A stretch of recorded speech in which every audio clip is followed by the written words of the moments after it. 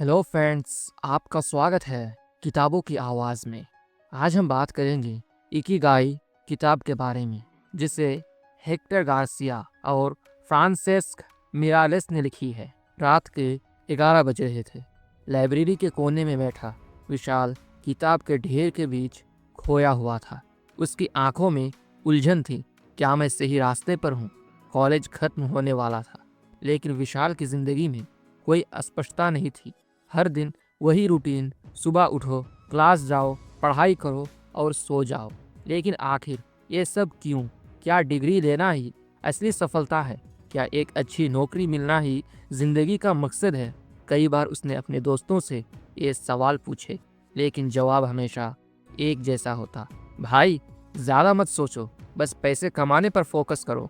पर उसके दिल में कुछ और था। उसे लगा जैसे वो किसी और की लिखी हुई स्क्रिप्ट जी रहा है, लेकिन उसकी खुद की कहानी कहाँ है? तभी उसकी नज़र पास रखी एक पुरानी किताब पर पड़ी, Ikigai the Japanese secret to a long and happy life. किताब के कवर पर एक सुंदर सा पेड़ बना था और नीचे लिखा था, क्या आपने अपनी जिंदगी का मकसद खोज लिया? ये सवाल उसके दिल में तीर की तरह चुभ गया। क्या मेरा भी कोई मकसद है? उसने किताब उठाई। लेखकों के नाम थे हेक्टर गार्सिया और फ्रांसेस्क मिरालेस। दोनों ने जापान के ओकिनावा द्वीप में समय बिताकर वहाँ के लोगों की जिंदगी को करीब से समझा और इस किताब में उनके लंबे सुखी जीवन का रहस्य बताया। विशाल ने किताब का पहला पन्ना खोला और पढ़ना शुरू किया। उसे नहीं पता था कि ये किताब उसकी जिंदगी बदलने वाली है। इकिगाई आखिर ये क्या है और क्यों जानना जरूरी है? इकिगाई एक जापानी शब्द है जिसका मतलब होता है जीने की वजह। ये वही चीज है जो हमें हर सुबह उत्साह से उठने पर मजबूर करती है। लेकिन सवाल ये है, क्या आपको पता है कि आपकी जिंदगी का असली उद्देश्य क्या है? अगर नहीं, तो इस किताब को सुनना आपके लिए बेहद जरूरी है। क्योंकि नंबर 1, अगर आप अपनी जिंदगी से असंतुष्ट हैं तो इकिगाई आपको स्पष्टता देगी। नंबर 2, अगर आप अपने करियर को लेकर उलझन में हैं तो इकिगाई आपको सही दिशा दिखाएगी। नंबर 3, अगर आपको लगता है कि आपकी जिंदगी बिना मकसद के चल रही है तो इकिगाई आपको एक नया नजरिया देगा। ओकिनावा के लोग क्यों सबसे लंबी उम्र तक जीते हैं? क्योंकि उनका इकिगाई साफ होता है। वे हर दिन वो करते हैं जो उन्हें पसंद है, जो उनके जीवन को अर्थ देता है। तो आइए इस किताब से सीखें कि कैसे हम अपनी जिंदगी में असली खुशी और उद्देश्य पा सकते हैं। इकिगाई को समझने के 4 महत्वपूर्ण सवाल हैं। अगर आप अपनी जिंदगी का उद्देश्य पाना चाहते हैं तो खुद से ये सवाल पूछे। नंबर 1, आपको क्या पसंद है? What you love? कौन सा काम आपको सबसे ज्यादा खुशी देता है? नंबर 2, आप किस में अच्छे हैं? What you are good at? कौन सी स्किल्स आपको सबसे ज्यादा आती है? नंबर 3, दुनिया को आपकी क्या जरूरत है? What the world needs? आप दूसरों की मदद किस चीज से कर सकते हैं? नंबर 4, आप इससे पैसा कमा सकते हैं। What you can be paid for? कौन सा काम आपकी रोजी रोटी चला सकता है? जब ये 4 चीजें एक साथ मिलती है ना, तो वही आपका इकिगाई बन जाता है। इकिगाई के 10 शक्तिशाली सबक इस किताब में बताया गया है। कैसे हम अपनी जिंदगी को लंबा, खुशहाल और संतोषजनक बना सकते हैं। आइए इसके 10 सबसे जरूरी सबक जानते हैं। सबक नंबर 1, जल्दी रिटायर होने का ख्याल छोड़ दें। ओकिनावा के लोग कभी पूरी तरह से रिटायर नहीं होते। वे हमेशा किसी न किसी रूप में सक्रिय रहते हैं और अपने ज्ञान व अनुभव से समाज में योगदान देते रहते हैं। असल थकान काम से नहीं, बल्कि बिना मकसद के जीने से होती है। चलिए इसे एक कहानी के थ्रू समझते हैं। रवि और उसके चाचा विनोद जी के बीच एक दिलचस्प बातचीत हो रही थी। रवि ने हाल ही में अपनी पहली नौकरी ज्वाइन की थी और वह अपने भविष्य को लेकर बहुत योजनाएं बना रहा था। मैं इतना पैसा कमा लूंगा कि 40 की उम्र तक रिटायर होकर आराम की जिंदगी जीऊंगा, रवि ने जोश में कहा। विनोद जी हल्का सा मुस्कुराए और बोले, तुम्हें पता है ओकिनावा द्वीप में लोग 90 से 100 साल तक जीते हैं और उनमें से कोई भी रिटायर नहीं होता क्या? लेकिन इतनी उम्र में लोग थक नहीं जाते? रवि ने हैरानी से पूछा। नहीं बेटा, क्योंकि उनके पास इकिगाई होता है। इकिगाई? हाँ, इकिगाई मतलब वो काम जो उन्हें खुशी देता है, जिसे करने की वजह से ना उन्हें हर सुबह उठने की प्रेरणा मिलती है। वे कभी सिर्फ पैसों के लिए काम नहीं करते, बल्कि इसलिए काम करते हैं क्योंकि उन्हें अपने काम से प्यार होता है। रवि ने सोचते हुए कहा, तो इसका मतलब यह हुआ कि असल में थकान काम से नहीं, बल्कि उस काम से आती है जिसे हम पसंद नहीं करते। बिल्कुल सही, विनोद जी बोले। ओकिनावा के बुजुर्ग छोटे छोटे काम करते रहते हैं, चाहे वह बागवानी हो, कला हो या कोई दूसरी गतिविधि। वे हमेशा सक्रिय रहते हैं, इसीलिए लंबे समय तक खुश और स्वस्थ रहते हैं। रवि को अब समझ में आ गया था, रिटायरमेंट से ज्यादा जरूरी है अपने इकिगाई को खोजना, ऐसा काम जो उम्र भर हमें खुशी और संतुष्टि दे। अब हम चलते हैं सबक नंबर 2 की ओर। छोटी छोटी चीजों में खुशी तलाशें। खुशी ना सिर्फ बड़े लक्ष्य को हासिल करने में नहीं, बल्कि छोटी छोटी चीजों में होती है। सुबह की चाय, एक अच्छी किताब या किसी अपने से बात करना। चलिए इसे एक उदाहरण के थ्रू समझते हैं। आरव हमेशा बड़ी खुशियों की तलाश में रहता था। अच्छी नौकरी, बड़ा घर, महंगी गाड़ी। उसे लगता था कि जब ये सब मिलेगा तभी असली खुशी आएगी। लेकिन जब उसकी नौकरी लग गई, गाड़ी भी खरीद ली, तब भी उसे अंदर से वह सुकून महसूस नहीं हुआ जिसकी उसे तलाश थी। एक दिन वह अपने दादाजी के पास गया और अपनी उलझन बताई। दादाजी, मैंने सब कुछ पा लिया, फिर भी ऐसा लगता है जैसे कुछ अधूरा है। मैं सच में खुश क्यों नहीं हूँ? दादाजी मुस्कुराए और बोले, बेटा, असली खुशी छोटी छोटी चीजों में छिपी होती है, बस हमें उसे महसूस करना आना चाहिए। फिर उन्होंने एक कहानी सुनाई।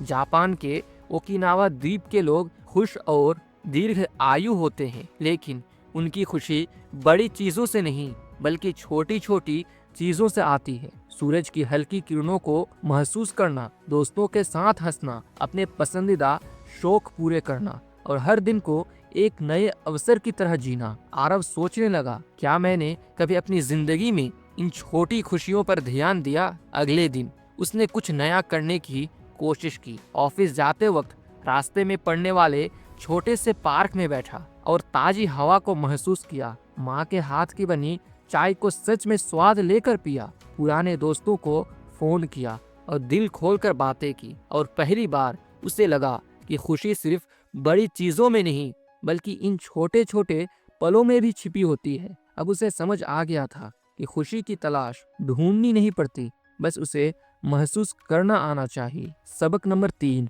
हमेशा आगे बढ़ते रहें। हर दिन कुछ नया सीखें, खुद को बेहतर बनाएं। ओकिनावा के लोग हमेशा अपनी स्किल्स सुधारते रहते हैं। चलिए इसे एक कहानी के थ्रू समझते हैं। कभी एक छोटा सा गांव था जहां एक किसान केंजो अपने खेतों में हर साल मेहनत से फसल उगाता था। लेकिन एक साल भारी बारिश हुई और उसकी पूरी फसल बर्बाद हो गई। गांव के बाकी किसान मायूस हो गए। कुछ ने खेती छोड़ दी तो कुछ ने दूसरे कामों की तलाश शुरू कर दी। लेकिन केंजो ने हार नहीं मानी। उसने किताबों से नए तरीके सीखे, मिट्टी की गुणवत्ता पर ध्यान दिया और फसल बचाने के लिए अलग अलग प्रयोग किए।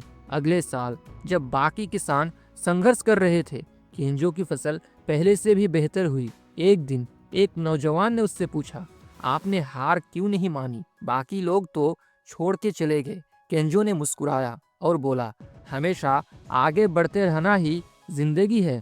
जापान के ओकिनावा के लोग भी यही करते हैं। वे कभी रुकते नहीं, कभी पूरी तरह रिटायर नहीं होते, बल्कि हमेशा कुछ ना कुछ सीखते हैं और करते रहते हैं। जब तक आप आगे बढ़ते रहते हैं, तब तक आपकी जिंदगी में ऊर्जा बनी रहती है। यही इकिगाई की सीख है।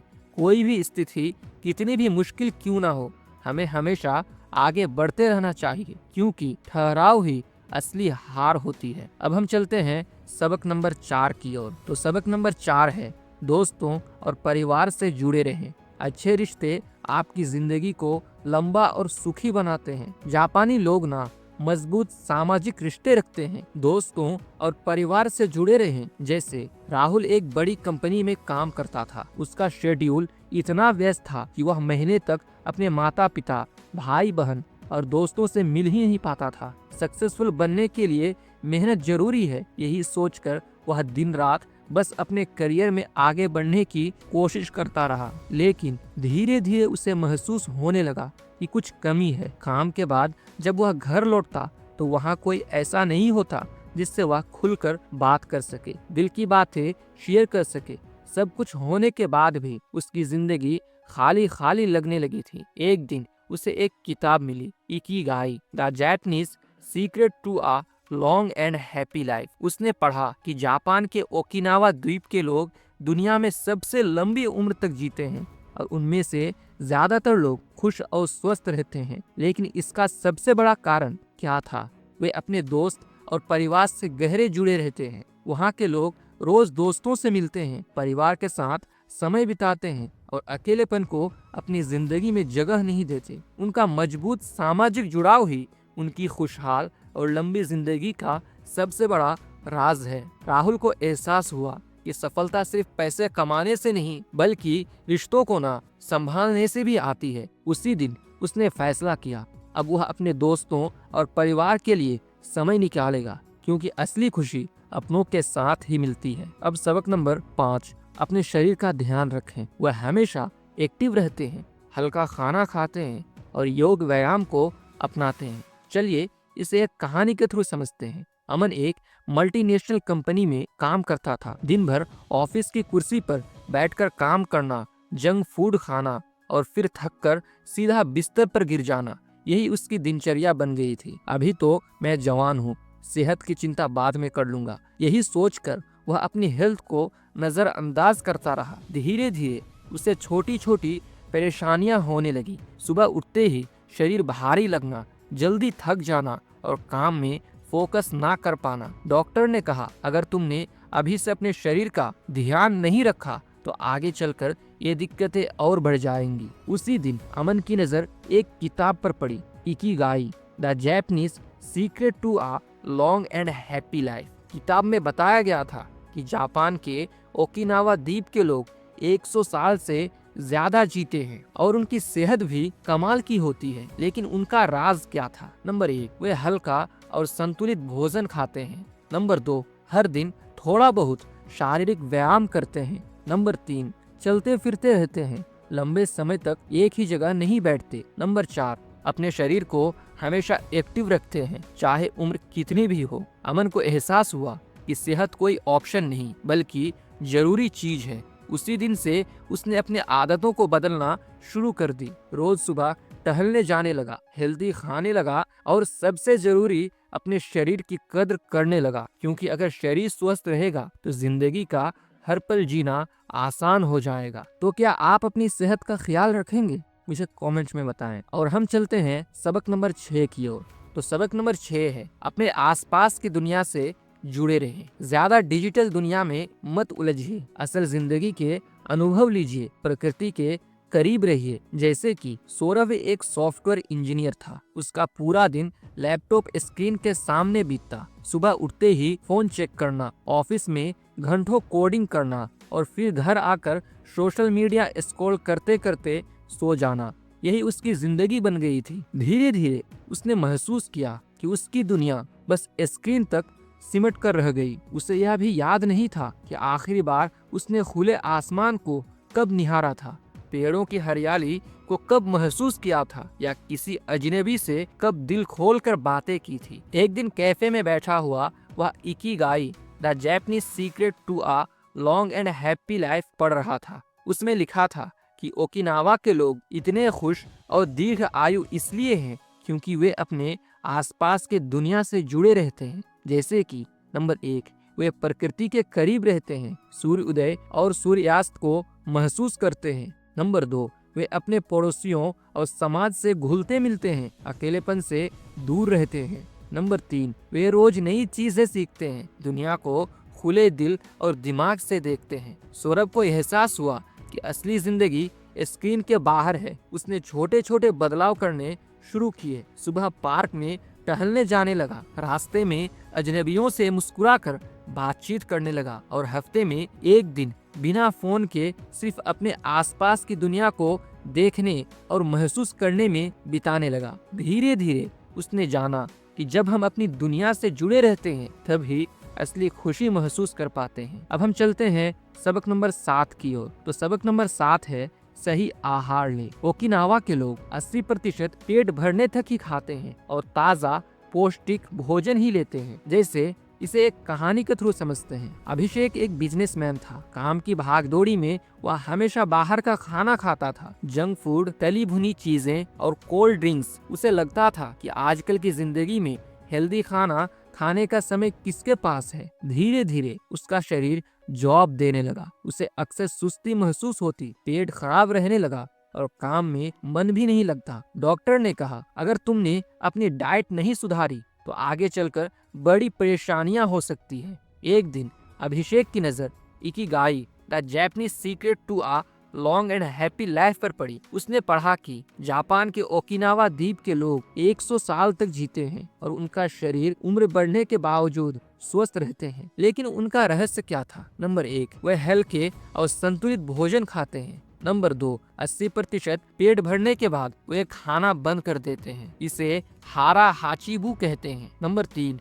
सब्जियां, फल, हल्का प्रोटीन और फाइबर से भरपूर खाना उनकी डाइट में होता है। नंबर 4, वे पैक्ड और प्रोसेस्ड फूड से दूर रहते हैं। अभिषेक को समझ आ गया कि जो हम खाते हैं वही हमारी सेहत और ऊर्जा को तय करती है। उसी दिन से उसने अपनी डाइट बदलनी शुरू की। घर का हल्का खाना खाने लगा, हरी सब्जियां और फलों को अपनी थाली में शामिल किया और धीरे धीरे उसकी सेहत में सुधार आने लगा। अब वह पहले से ज्यादा एक्टिव और खुशी महसूस करता था। उसे एहसास हुआ कि सही आहार सिर्फ बीमारियों से बचने के लिए नहीं बल्कि लंबी और खुशहाल जिंदगी के लिए जरूरी है। तो क्या आप हेल्दी खाना खाना पसंद करेंगे? मुझे कमेंट में बताइए। अब हम चलते हैं सबक नंबर 8 की ओर। तो सबक नंबर 8 है दिल से काम करें। अगर आप वही करेंगे जो आपको पसंद है तो आपको कभी काम का बोझ नहीं लगेगा। जैसे कबीर एक बड़ी कंपनी में काम करता था, अच्छी सैलरी थी,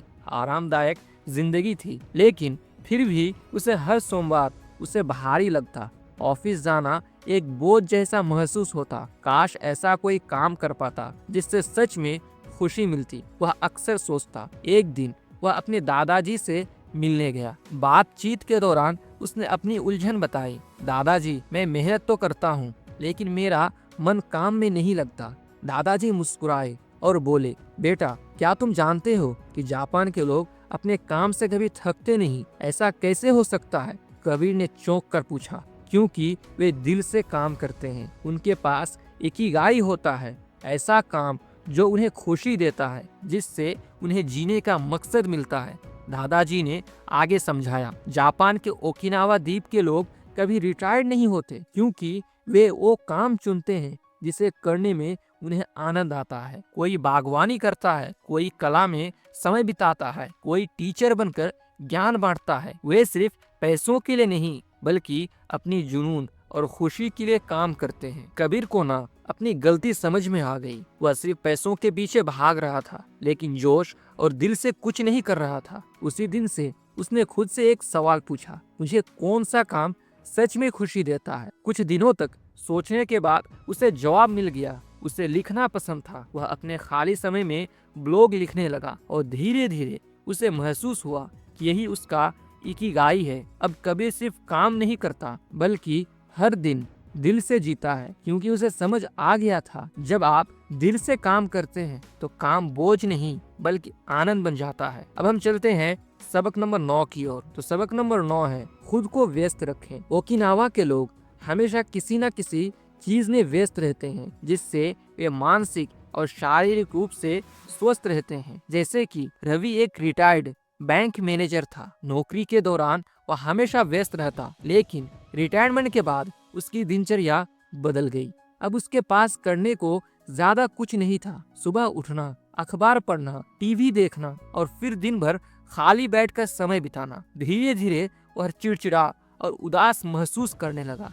एक दिन उसके दोस्त अर्जुन ने उससे कहा, क्या तुमने कभी जापान के ओकिनावा द्वीप के लोगों के बारे में सुना है। वे दुनिया में सबसे ज्यादा जीते हैं और हमेशा खुश रहते हैं। रवि ने उत्सुकता से पूछा, ऐसा क्या खास है उनकी जिंदगी में? अर्जुन ने मुस्कुराते हुए जवाब दिया, वे कभी पूरी तरह से रिटायर नहीं होते। वे खुद को हमेशा किसी न किसी काम में व्यस्त रखते हैं। कोई बागवानी करता है, कोई खाना बनाता है, कोई हुनर को निखारता है। उनकी जिंदगी में कभी ठहराव नहीं आता। यही उनका इकिगाई है, एक ऐसा मकसद जो उन्हें हर दिन सक्रिय और खुश रखता है। अब रवि को समझ आ गया कि उसकी उदासी का कारण खालीपन था। उसने खुद को व्यस्त रखने के लिए बागवानी शुरू की, बच्चों को गणित पढ़ाने लगा और समाज सेवा में भी हिस्सा लेने लगा। अब उसके दिन फिर से उत्साह और उद्देश्य से भर गया। उसे एहसास हुआ कि जब तक इंसान खुद को किसी सार्थक काम में व्यस्त रखता है, तब तक उसकी जिंदगी में उमंग बनी रहती है। अब हम चलते हैं सबक नंबर 10 की ओर, जो सबसे लास्ट है और सबसे महत्वपूर्ण भी है। तो सबक नंबर 10 है, वर्तमान में जिएं, भूतकाल या भविष्य की चिंता छोड़ें और अभी पर फोकस करें। जो लोग वर्तमान में जीते हैं वे ज्यादा खुश और शांत रहते हैं। चलिए इसे एक कहानी के थ्रू समझते हैं। आदित्य हमेशा या तो अपने अतीत के बारे में सोचता रहता या भविष्य की चिंता करता। कभी उसे पछतावा होता कि उसने कॉलेज के दिनों में अच्छे मौके गंवा दिए, तो कभी डर लगता कि आगे जिंदगी में क्या होगा। वह इतनी टेंशन में रहता कि आज को जीना ही भूल गया था। एक दिन आदित्य एक पार्क में बैठा था। उसने देखा कि एक छोटा बच्चा तितली के पीछे भाग रहा था। बच्चा ना कल की चिंता कर रहा था, ना आने वाले समय की।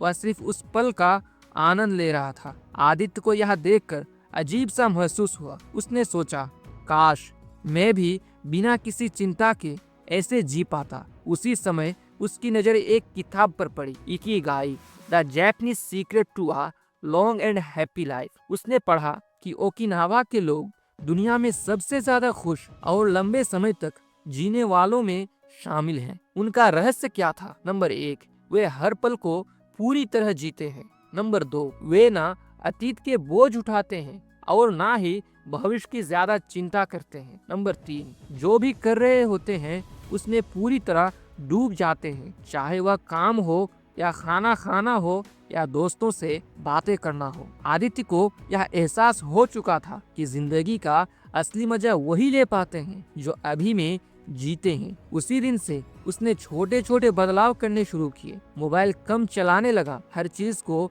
ध्यान से महसूस करने लगा और हर पल में खुश रहना सीख लिया। अब वह पहले से ना ज्यादा सुकून और आनंद महसूस करता है, क्योंकि उसे समझ आ गया था कि अतीत सिर्फ यादें हैं, भविष्य एक अनजान कहानी है, लेकिन असली जिंदगी सिर्फ वर्तमान में ही है। अब अंत में आपकी जिंदगी का असली उद्देश्य क्या है? विशाल ने पूरी किताब पढ़ ली थी। अब उससे समझ आ गया था कि जिंदगी सिर्फ पैसा, करियर और सफलता के लिए नहीं है। असली खुशी अपने उद्देश्यों को पहचानने और उसे जीने में है। अब उसके पास एक साफ जवाब था, मेरा इकिगाई क्या है। लेकिन सवाल आपसे ये है, क्या आपने अभी तक अपनी इकिगाई ढूंढा है? अगर नहीं तो अभी से अपनी जिंदगी का असली मकसद तलाशना शुरू करें। आपका इकिगाई ही आपकी सबसे बड़ी ताकत है। और अगर आप इस किताब में कही गई बातों से सहमत हैं तो हमारे इस वीडियो को एक लाइक जरूर कर दीजिएगा और अपने दोस्तों के साथ